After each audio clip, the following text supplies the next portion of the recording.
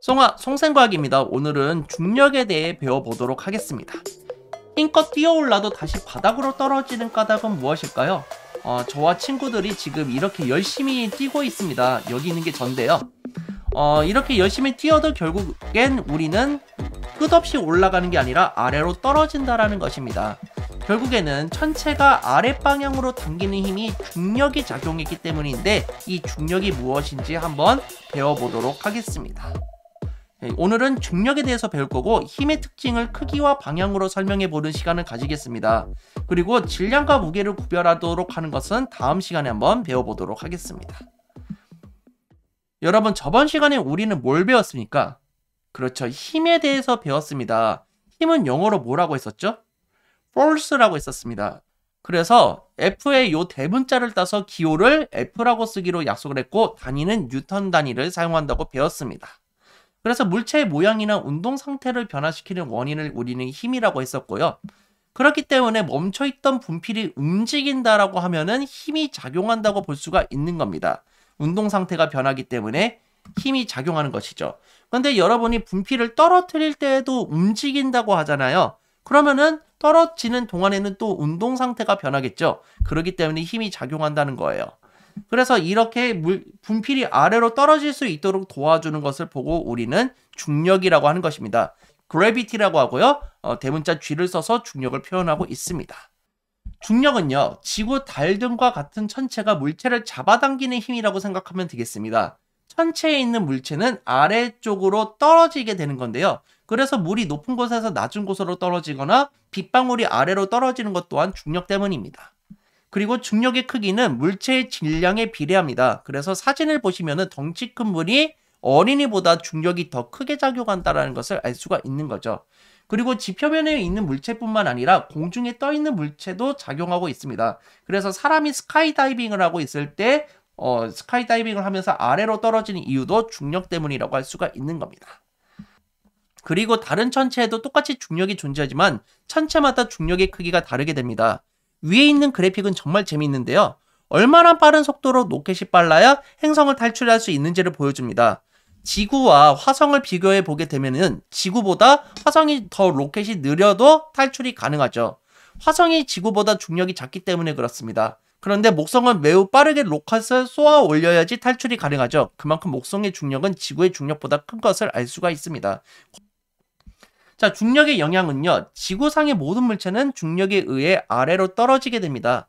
그리고 달이 지구 주위를 도는 이유 동안 중력이 작용하고 있기 때문입니다. 그리고 지구 주위에 우리가 살아가는 데 필요한 공기와 물이 존재하고 있습니다. 만약에 중력이 존재하지 않는다면 공기와 물이 우주로 퍼져버리게 되겠죠. 그럼 우리는 살아갈 수가 없을 겁니다. 중력의 방향을 둥근 형태인 지구 전체에 작용하면 중력은 어느 쪽으로 향하여 작용할까요? 자, 그래서 중력이 작용하는 방향을 화살표로 한번 표시를 해볼 텐데요. 자, 우선은 천장에 지금 전등이 매달려 있고 바닥이 지금 이렇게 옆에 붙어 있는 것을 확인할 수 있습니다. 사진을 옆으로 기울여서 찍었다라는 것을 알 수가 있는데 그렇기 때문에 지금 왼쪽으로 중력이 작용하는 것을 확인할 수가 있습니다. 지금 두 번째 사진을 보게 되면은 위쪽에 그 논밭이 있는 것을 확인할 수가 있죠. 그렇기 때문에 땅은 지금 위쪽에 있는 걸 확인할 수 있습니다. 그래서 화살표는 위로 그려주시면 되겠고요. 여기 같은 경우는 물을 마시고 있죠. 그런데 이 물을 마시는 것에 수직으로 이제 아래쪽으로 내려주면 되는 것입니다. 왜 아래쪽으로 내리냐? 아래쪽에 또 책상이 있는 것을 확인할 수 있기 때문에 그렇습니다. 그렇기 때문에 화살표는 아래로 가겠죠. 그래서 화살표를 보고 지구 위에 있는 물체에 작용하는 중력의 방향을 한번 생각해 보도록 할 텐데 결국에는 지표면 방향 쪽으로 중력이 작용한다라는 것을 알 수가 있습니다. 여러 결과를 봤을 때 각자의 위치에서 공을 던지면은 이렇게 지구 중심 방향으로 모이는 것을 확인할 수가 있습니다.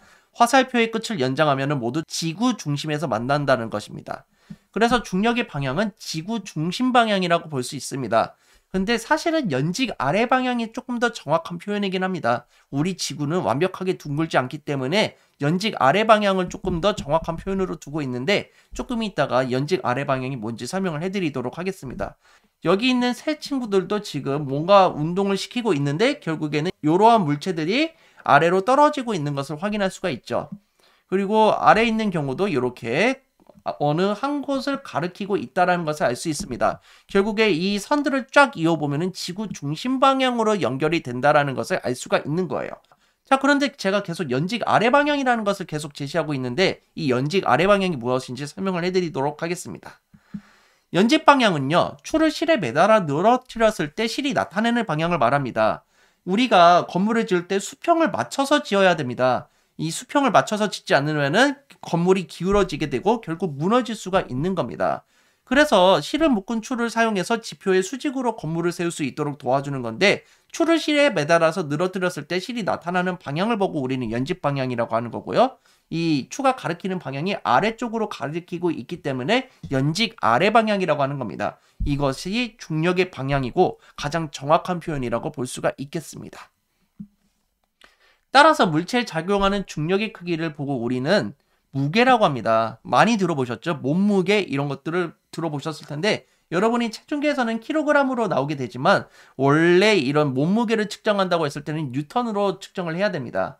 그래서 질량이 큰 사람이 질량이 작은 사람보다 뉴턴이 조금 더 많이 나간다는 것을 확인할 수가 있겠고요. 단위는 뉴턴을 사용하고 있습니다. 그래서 이 친구의 몸무게를 재보니까 600뉴턴이다. 달에서는 100뉴턴이다. 이런 것을 확인할 수 있습니다. 왜 지구와 달에서의 몸무게가 왜 다르게 되는 건가요? 그것은 다음 시간에 배우게 될 텐데 달의 중력이 지구의 중력이 약 6분의 1이기 때문에 그렇습니다. 자, 그럼 중력과 관련된 현상을 한번 보도록 할 텐데요. 우선은 무겁거나 가볍다고 느끼게 됩니다.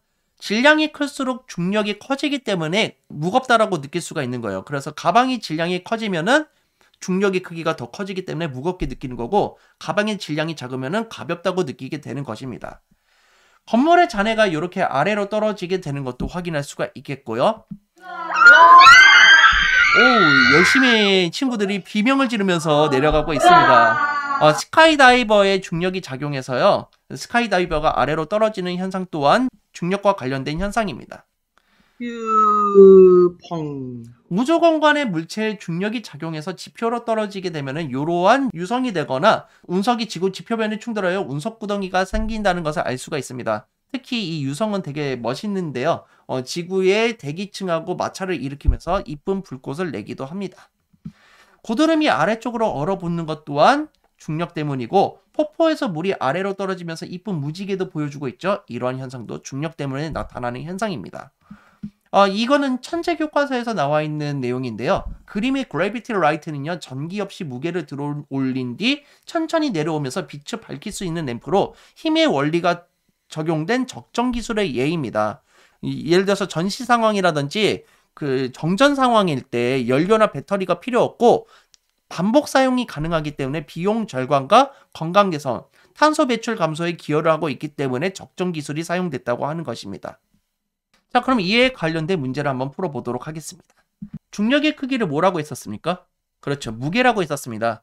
다윈은요, 무게가 힘의 단위이기 때문에 뉴턴을 사용하고 있습니다. 지구, 달 등과 같은 천체가 물체를 잡아당기는 힘을 보고 우리는 중력이라고 했었고요. 지구 중심 방향으로 작용합니다. 조금 더 정확한 표현으로는 연직 아래 방향이라고 얘기를 했었습니다. 중력에 관한 설명으로 옳지 않은 것은 답은 몇 번일까요? 자, 지구가 잡아당기는 힘이다? 맞는 말이죠? 지구와 달의 중력의 크기는 다르다? 그렇죠. 달의 중력이 지구의 중력의 6분의 1이라고 제가 잠깐 얘기를 했었습니다. 중력은 연직 아래 방향으로 작용한다. 맞는 말이죠. 지구 중심 방향으로 작용하기 때문에 그렇습니다. 물체의 무게란 물체에 작용하는 중력의 크기이다. 중력의 크기를 무게라고 한다. 맞는 말이고요. 그럼 답이 5번이겠네요. 지구상의 물체는 지구를 벗어나려는 방향이 아니라 지구의 지표면 방향으로 중력이 작용한다는 것을 확인할 수가 있겠습니다. 자, 여기 있는 영상은요, 달에 최초로 착륙했을 때 관련된 영상인데 여기 있는 우주인들의 행동이 정말 재미있죠. 달에서는 몸무게가 가벼워지기 때문에 이렇게 통통 뛰면서 움직이는 것을 확인할 수가 있습니다. 정말 귀엽게 움직이는 것을 확인할 수가 있는데 가벼운 발걸음으로도 이렇게 쉽게 움직이는 것을 확인할 수가 있습니다. 따라서 이게 지구와 달의 중력 차이 때문에 나타나는 현상인데 이러한 현상이 왜 일어나게 되는지 한번 공부를 해보도록 하겠습니다. 자, 이 영상이 즐거우셨다면 좋아요, 구독하기 부탁드리겠습니다. 감사합니다. 송바.